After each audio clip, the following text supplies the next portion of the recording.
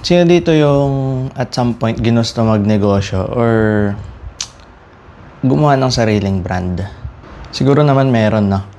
Pipilitin kong maging general as possible para ma-apply nyo sa kahit anong product or services na gusto nyong i-offer.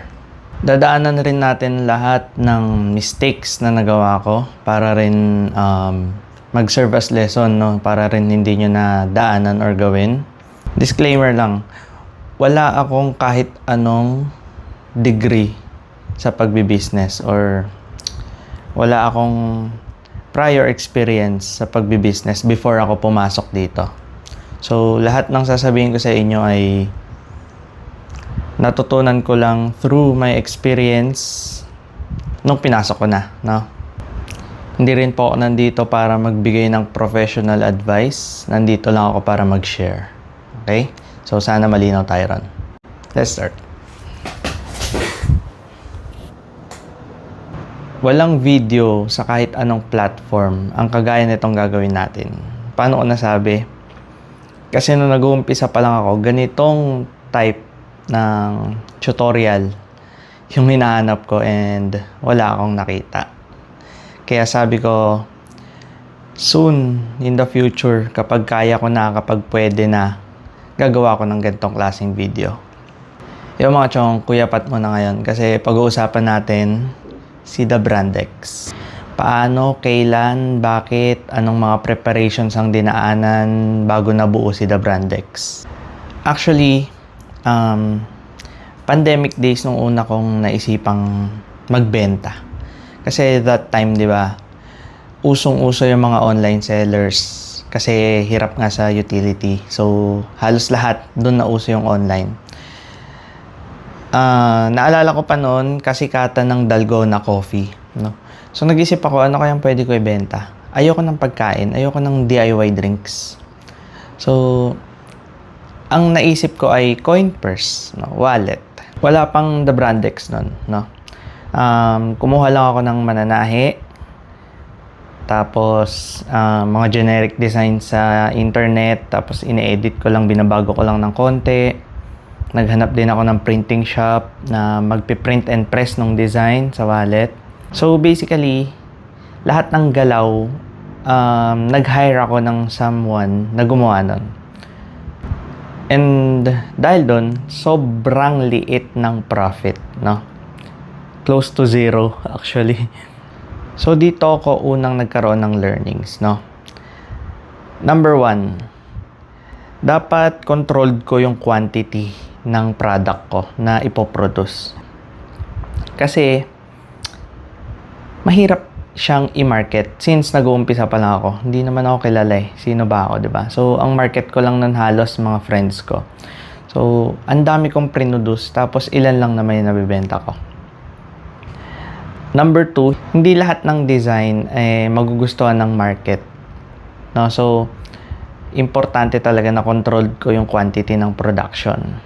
And number 3, much better siguro kung i-cut ko yung cost ng mga ibang services kasi nga ang mamahal, no? Lahat ng galaw binabayaran ko. So, malaki yung costing na naaalat ko para doon. So, nag-isip ako ng way, paano ko yun makakat.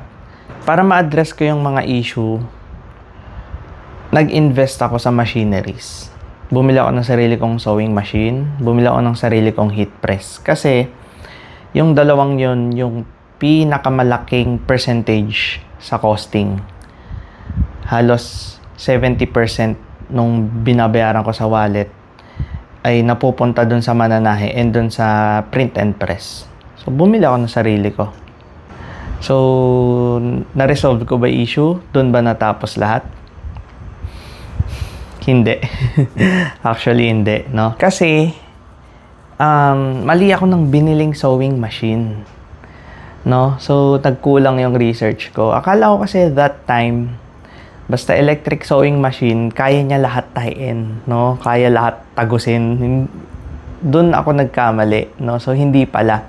So, sa pagpili ng sewing machine, marami pala siyang technicalities like yung power ng sewing machine itself, Kasi meron pang lightweight fabrics, may pang heavyweight, may pang medium. Tapos needle, iba rin yung thread, depende sa fabric na tatahiin. So maraming technicalities and hindi ko yun sinearch. Akala ko kasi, sige, electric to, kaya niya yan. Yung unang-una kong bili ng sewing machine, nabalian agad ako ng karayom sa una kong tahi. Tapos dumiretso agad ako sa service center noon, day 1 pa lang nung tahi ko. Kasi pala, yung nabili kong sewing machine ay pang lightweight lang, lightweight fabrics lang. Yung tinatahi ko that time, canvas, no? So nabali yung karayom. Aside from that, na-disalign, no? So, mali agad. Number 1 pa lang. Akala ko makakatipid ako. So, pinagawa ko. And dun ko nalaman na hindi yung machine na yon yung para sa telang tinatahi ko. So, dun ko pa lang siya nalaman. Nakatatlong bili ako ng sewing machine bago ko nahanap yung perfect na pangtahi dun sa gusto kong tahiin, no? So, yeah. See? So, dapat well-researched tayo bago natin i-execute yung mga planong iniisip natin, no? So, natutunan ko siya in a hard way, no? So, sana bago nyo i-execute yung plano nyo, mag-research muna kayo.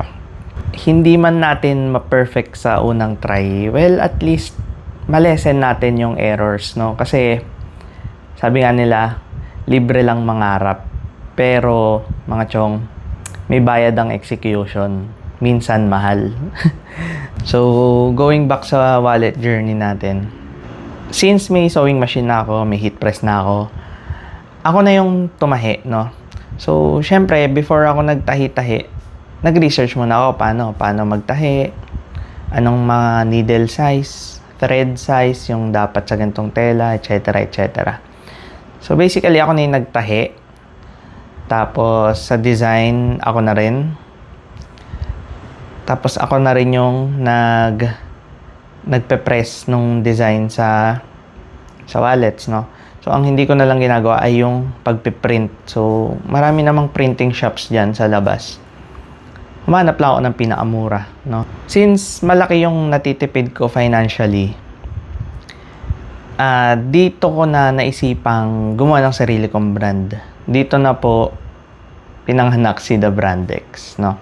So, yung kung bakit The Brandex, yung The Brandex, siguro another episode na lang yan para naman may i-look forward kayo, di ba?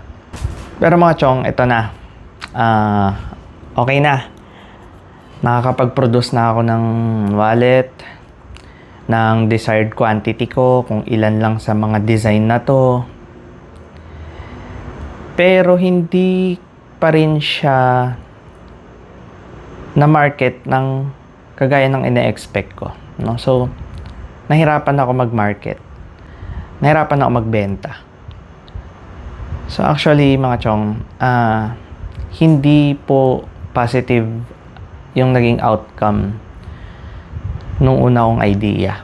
And since ako na yung gumagawa ng most of the efforts para makapag-produce ng product, nakapag-cut ako ng malaking percentage financially.